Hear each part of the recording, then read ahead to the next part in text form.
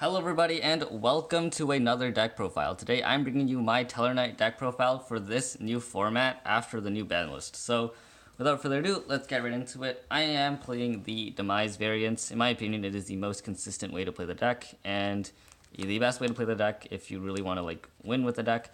So without further ado, right away, 3 copies of Satellarknight Deneb. Deneb is a Stratos for the deck, which is really awesome because it searches you for cards like Altair or Vega just to get more advantage in special summons later into the game. Speaking of Altair, really strong card as well. Sets up your Xyz plays just by bringing back like Deneb or something.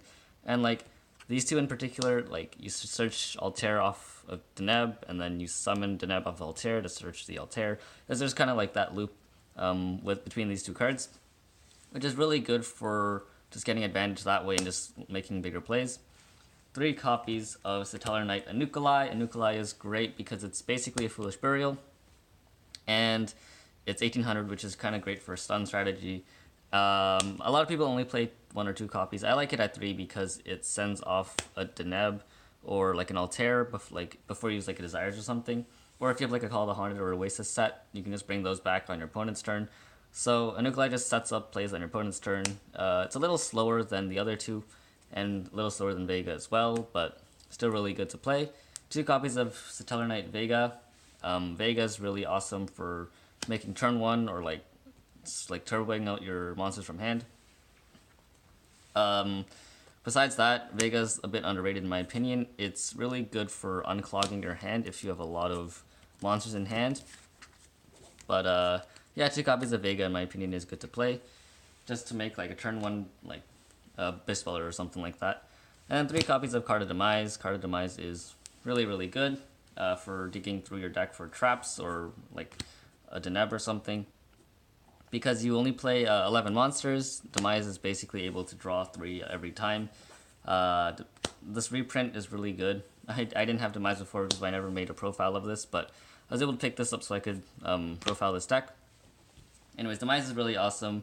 The condition of not being able to special summon isn't that big of a deal because you're stunning your opponent for a turn, and the next turn you're able to make your plays that way. 3 copies of Pot of Desires. Desires is really good for... It's a +1. There's not much more to say about that. The 10 you banish doesn't really matter, at all. But, yeah, 3 Desires just for draw power. You want to dig into your important cards, like your starters, or just more floodgates. Same thing with Duality. Duality is more like Demise, I guess, because there's restriction from special summoning. But again, turn 1, this card is just really good for digging for your starters or just more floodgates. And then Rhoda just to round off these spells to make it so that you can grab whatever Tellarknight you need at the time, like a Deneb or an Altair. Whatever you need, Rhoda is there for that. That's it for spells. On to the traps, 2 copies of Stellarnova Alpha. Alpha is really great because it's basically just a Judgment, but you send the Tellarknight to grave, and you get to draw 1. Sending a Tellarknight to grave is sometimes helpful too because you can trigger your Triverr or your Delteros to float. And you gotta draw 1, which is great for getting more resources.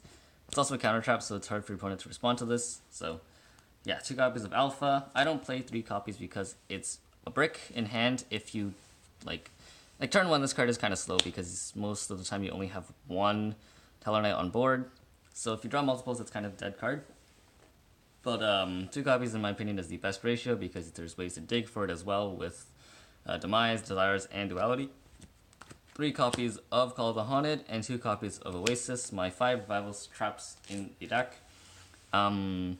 Specifically, these cards are really great for triggering cards like Deneb or Altair on your opponent's turn because your Tellarknights are hard ones for turn, but if you just use their effects on your opponent's turn, you get to plus on their turn and then on your turn, so you're just able to get more advantage that way.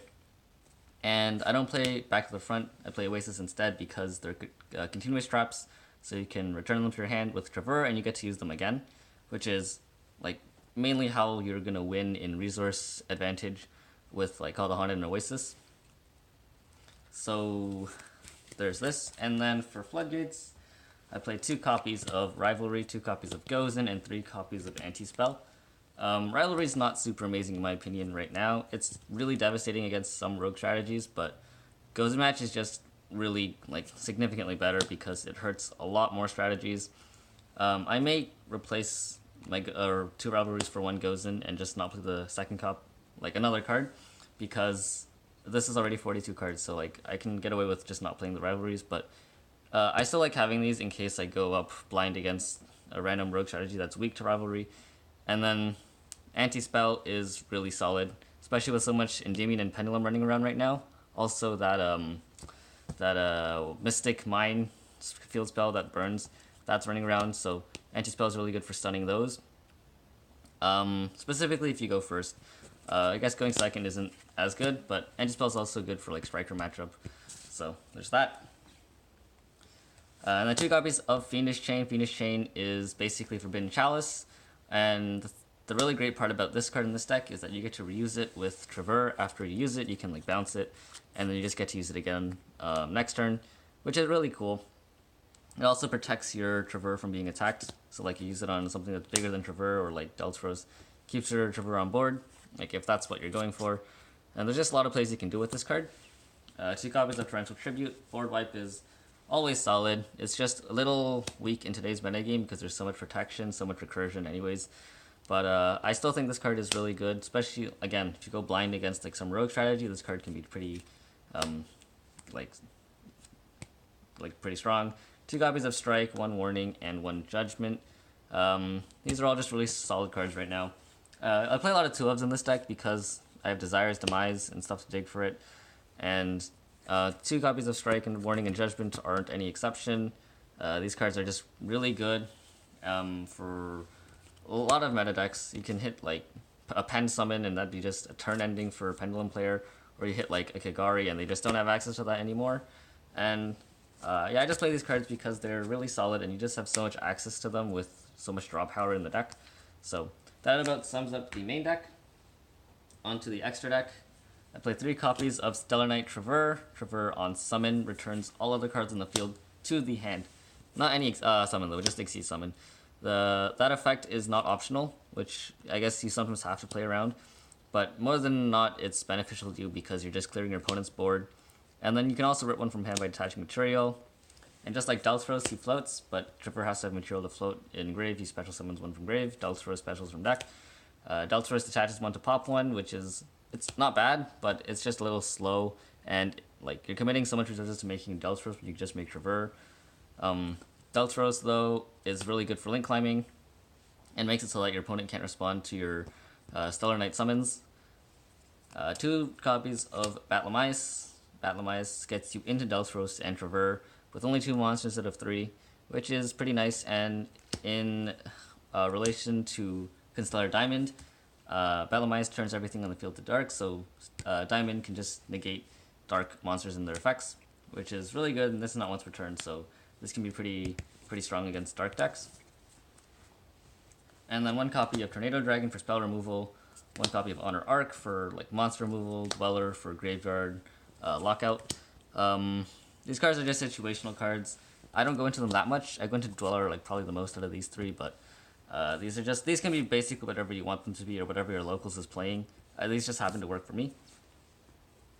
And then for Link, Spoilerload, Nightmare, Unicorn, and Triple Burst Dragon, I basically never make any of these, but they come up, Akashic and Isolde. These 2 are really good because you can link off your Xyz and another like warrior or something into these guys. And then with Isolde, because you're making Triverr underneath Isolde, you get to bounce the Isolde, you get to use it again on like another turn, same with the Akashic Magician. But like these higher links, they're situational, but they require so much like commitment to making these, and because Triverr's bouncing everything and it's not optional, you're going to be losing these if you make Triverr under it. So, in my opinion, these aren't super amazing. These can be whatever you want them to be, but in my opinion, this is just what I think is good to play. So, that about sums up the deck profile. I hope you guys enjoyed. Let me know your thoughts in the comment section below, and I'll see you guys in the next video.